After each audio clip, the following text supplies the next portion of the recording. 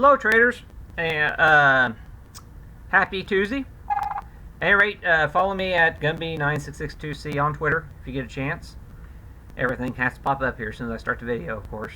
But at any rate, I'm going to look at the markets a little bit different slant today. My personal bias is we're going to see all-time new highs in the markets for another pop in the markets at least.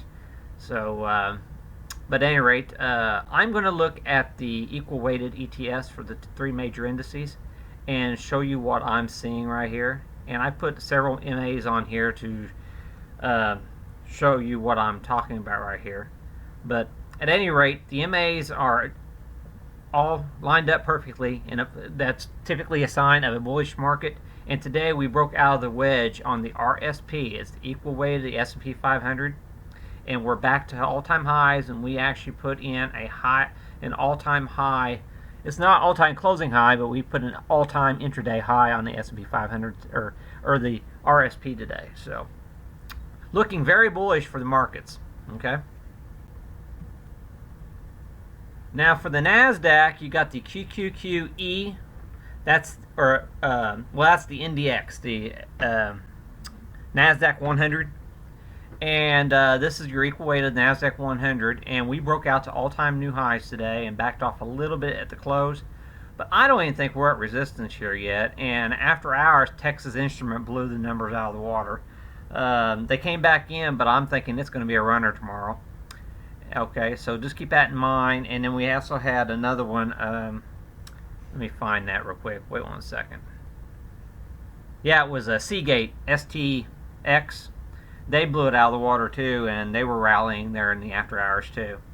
On the flip side, we had Alcoa that really has some disappointing numbers, but it looked like they recovered there at after hours, and they even had an inventory build, so that's a double negative for that sector. So the steel stocks also were showing some relative weakness today after AK Steel popped them way up during the day, or this morning, and then they sold off throughout the day, and then did a little bit of rebalancing at the end.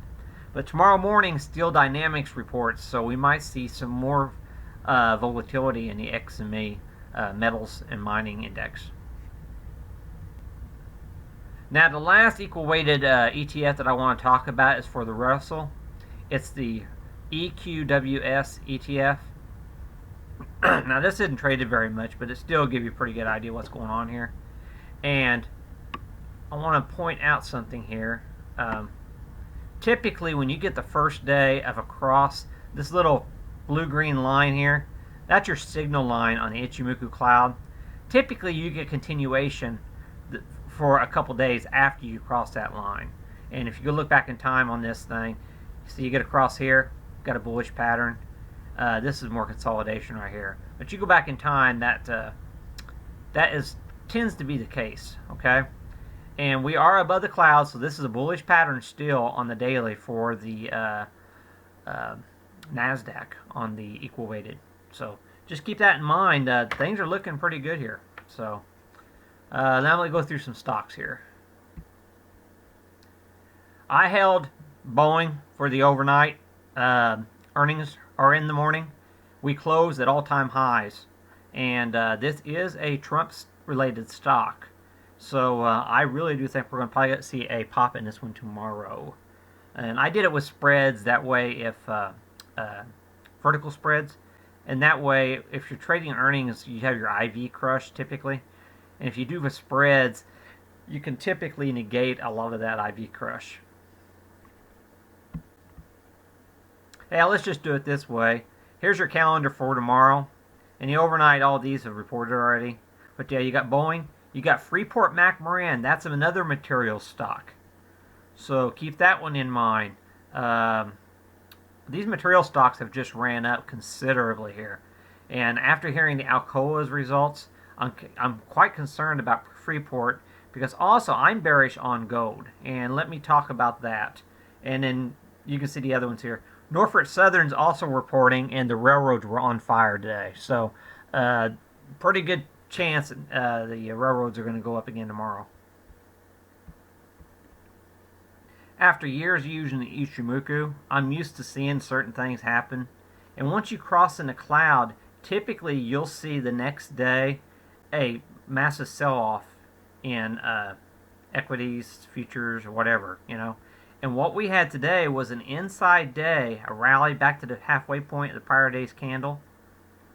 So that's a little bit more bullish to me, knowing that we entered the cloud and we're actually catching a bid in the dollar. So there's some price support down here, and the dollar seems to be holding.